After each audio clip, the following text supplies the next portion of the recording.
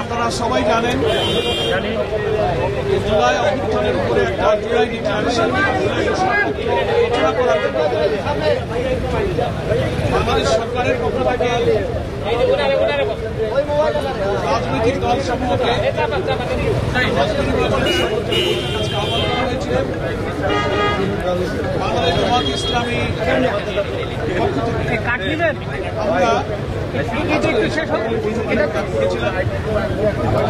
আমরা 4 সদস্য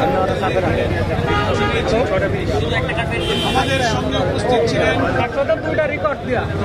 সহকারী সেক্রেটারি জেনারেল এবং সাবেক সংসদ সদস্য অনুপম আজাদ, আরেকজন সহকারী সেক্রেটারি জেনারেল আরেকজন সহকারী সেক্রেটারি জেনারেল। আমরা আজকের এই সর্বদলীয় বৈঠকে আমরা আমাদের মতামত পেশ করেছি। বৈঠকের উদ্দেশ্য ছিল সরকারের পক্ষ থেকে প্রধান উপদেষ্টা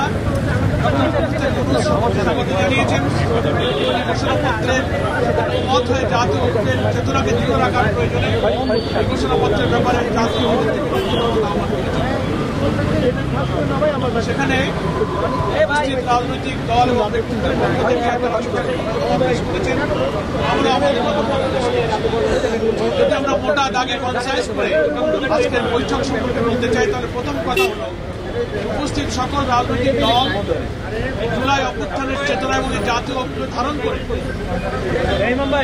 স্বাধীনতার পূর্বপথ এবং জুলাই অভ্যুত্থান পরবর্তী রাজনৈতিক প্রতিধারাকে একটা ঐক্যের পথে পরিচালিত করার স্বার্থে বস্তুনিষ্ঠ সত্য একটা জুলাই অভ্যুত্থানের ঘোষণাপত্র গ্রহণ করা হোক এবারে সকল দল আমরা এটা প্রথম কথা। দ্বিতীয় হচ্ছে এই ঘোষণাপত্র চূড়ান্ত করার জন্য 2 দিন আগ থেকে সরকারের পক্ষ থেকে তাদের প্রতিনিধিরা রাজনৈতিক দলের কাছে যে ঘোষণাপত্রের খসড়া পেশ করেছিলেন, সেই খসড়াগুলো সবাই সময় মতো পায়নি।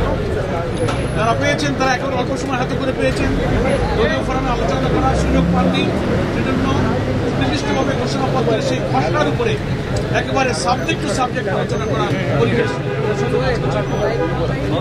সংস্কার এবং ঘোষণাপত্র ইত্যাদি বিষয়ে টোটাল কাঠামোগত ব্যাপারে, তার থিমের ব্যাপারে, দর্শনগত ব্যাপারে, এর হোমওয়ার্ক কিভাবে হওয়া উচিত, কেন এটার প্রয়োজন হলো, এই সমস্ত সামগ্রিক কিছু আলোচনায় রাজনৈতিক নেতৃত্ব অংশগ্রহণ করেছে। আমরা পরামর্শ দিয়েছি যে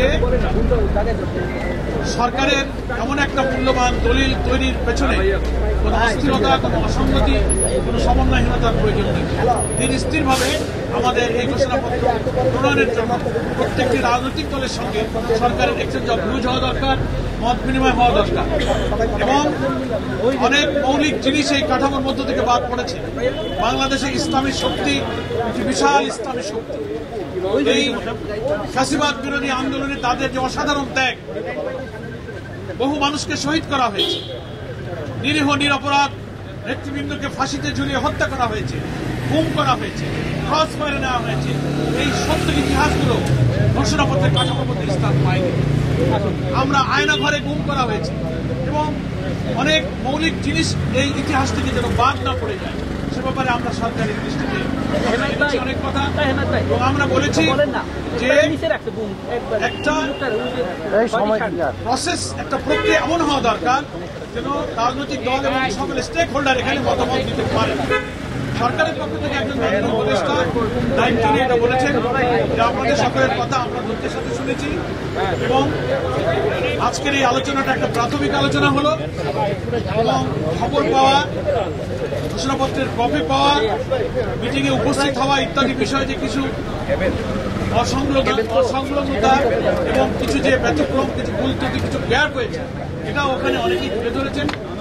সরকারের পক্ষ থেকে স্বীকার করেছেন সময়ের সীমাবদ্ধতার কারণে, আমাদের অনেকটা তাড়াহুড়োর কারণে আমাদের কিছু হয়েছে। আজকে এই বৈঠকটা প্রাথমিক বৈঠক। আজকে আপনারা যে মতামত, মূল্যবান মতামত দিলেন, এটাকে কনসাইজ করে আমরা আবার আপনাদের সেকেন্ড ফেজে আপনাদের সঙ্গে মত বিনিময়ের জন্য আপনাদের আমরা আহ্বান করব। তখন সকলের মতামতের ভিত্তিতে যাতে ঐক্য যাতে বিনষ্ট না হয়, এত রক্তের বিনিময় হচ্ছে তো আমাদের এই নতুন বাংলাদেশ, এই নতুন স্বাধীনতার যে রাজনৈতিক চেতনা, যে ঐক্য, এটা যদি আমরা ধরে রাখতে পারি, ঘোষণাপত্রটা তার মধ্যেই আমরা প্রতিফলন করবো। এইভাবে দ্বিতীয় ফেজে আবার বিনিময় করা হবে। আমরা আশা করি এই আহ্বান পেলে জামাত ইসলামী অন্তর্বর্তীকালীন এই সরকারকে নতুন বাংলাদেশ নির্মাণে যেভাবে সহযোগিতা করে যাচ্ছে, এমন আহ্বান পেলে জামাত ইসলামী সরকারের কাজেও সহযোগিতা করতে।